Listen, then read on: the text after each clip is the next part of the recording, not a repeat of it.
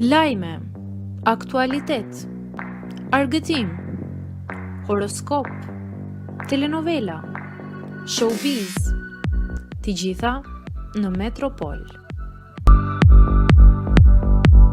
Bëni subscribe në faqen Metropol. Zbulohet data kur do të rriten pensionet, nuk do ta besoni sa bara do shkojnë te xhepat e të moshuarve.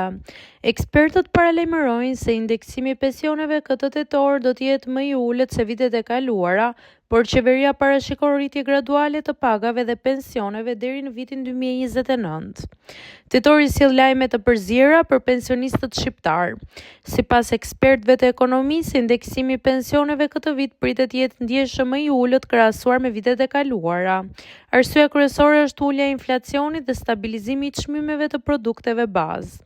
Ekonomistja e njohur Teuta Nunaj shpjegon se përllogëritja e indeksimit bazohet në normën e inflacionit të produkteve të shportës, e cila mat çmimet e mallrave që konsumohen më shpesh nga pensionistët. Në kontrast me vitet e mëparshme, kur indeksimi arriti një nivel rekord prej 8.6%, situata aktuale nuk e justifikon më një rritje të tillë. Treguesit ekonomik janë stabilizuar dhe çmimet e produkteve ushqimore nuk kanë pësuar rritje të ndjeshme. Roli i shtetit në këtë rast është pikërisht kontrolli i tregut dhe mbrojtja e konsumatorit, por ndryshimet që priten nga qeveria në 2025 janë të shumta.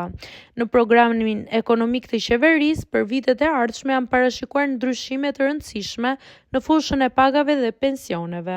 Sipas dokumentave zyrtare, brenda vitit 2025 paga minimale do të arrijë në 500 euro, ndërsa pensionet më të ulta do të shkojnë në 200 euro në muaj. Ky reformim është pjesë e paketës së mbrojtjes sociale që synon të përmirësojë jetesën e mirë a pensionistëve dhe punonjësve me të ardhurat të ulta. Po ashtu, për bizneset parashikohet falja e detyrimeve të prapambetura më të vjetra se 10 vite për të lehtësuar barën fiskale dhe për të nxitur aktivitetin ekonomik.